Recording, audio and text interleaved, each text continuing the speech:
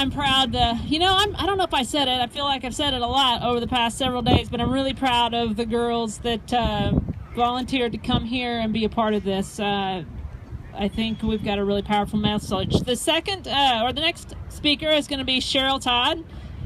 You're supposed to clap. Cheryl Todd is the owner of azfirearms.com, Pot of Gold Estate Auctions, and owner and co-host of Gun Freedom Radio. She has 30 years experience in business and holds a degree in psychology.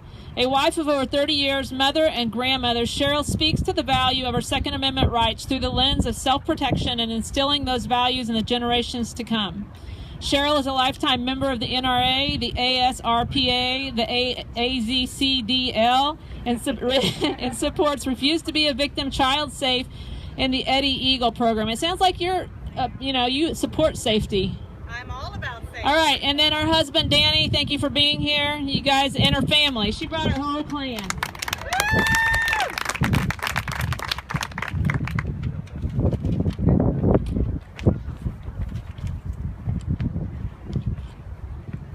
Thank you so much for coming out on this sort of warm day. It's not too horrible with the cloud cover, but thank you for being here. I am Cheryl Todd. I am a business owner. I'm a wife, I'm a mom, and I'm a grandma. And somewhere out in the crowd is my little 2-year-old grandbaby, Raylan.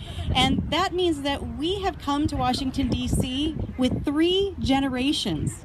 3 generations to come and speak with our representatives here in our nation's capital. What an incredible opportunity this is for our family and our family's legacy.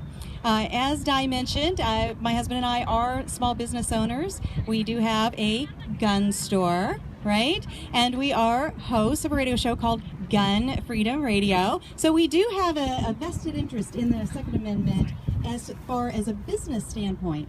But for Dan and I, it goes so much deeper than that. For us, it is a legacy issue. We are constantly thinking about the condition that we're going to pass the world along, the country along into the next generations. And we think every day of our grandchild and other people's grandchildren. And we think, what are we doing in our lifetime to protect and preserve our rights and our liberties for those next generations?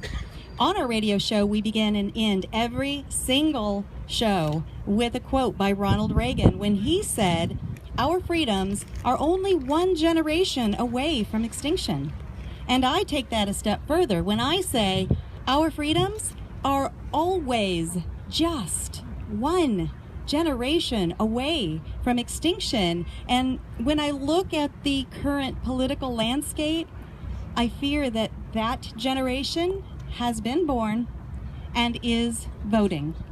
For months now, one of our top 3 presidential candidates has been an avowed socialist, not a closet socialist, an avowed socialist in America.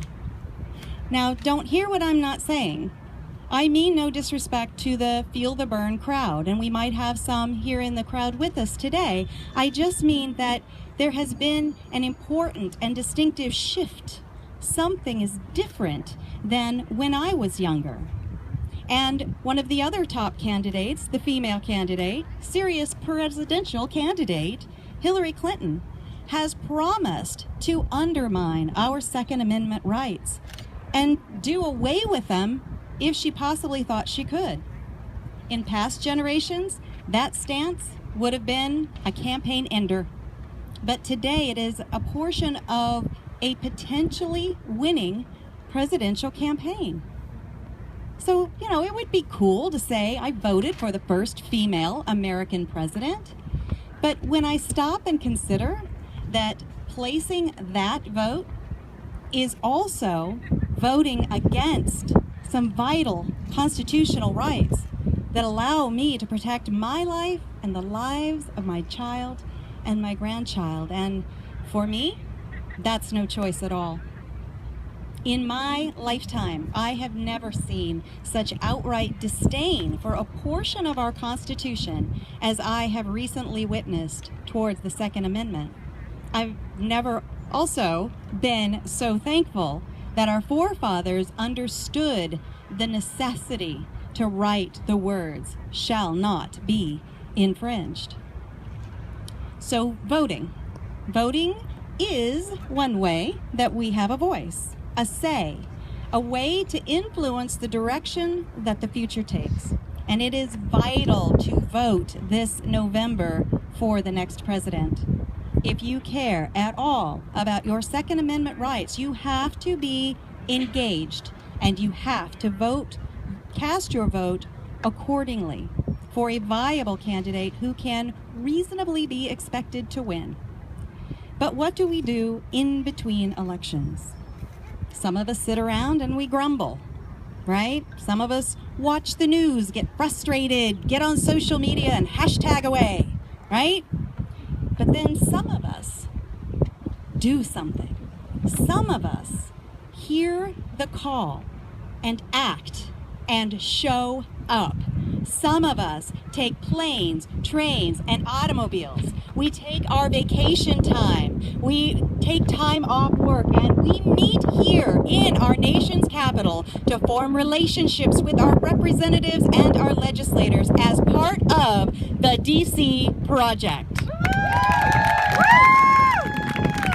And these awesome ladies, each of you here with me, in front of me, and behind, are part of that freedom-loving, patriotic stuff that will protect and preserve our rights for the next generation. You fine ladies and your families who have traveled here with you have set an awesome example to follow. You have, in 3 short days, changed forever your family's legacy. You have met with your elected officials and voiced your concern for our nation. You've stated your plans to stay in contact with these officials as we begin to change how people view those of us who value our Second Amendment. And I want you, each of you, as you go home and share your stories, share your adventures with others, I want you to ask a question and wait for an answer. The question is, what are you doing to protect and preserve our rights and our freedoms for our children and our grandchildren? Thank you so much for being a part of history with me.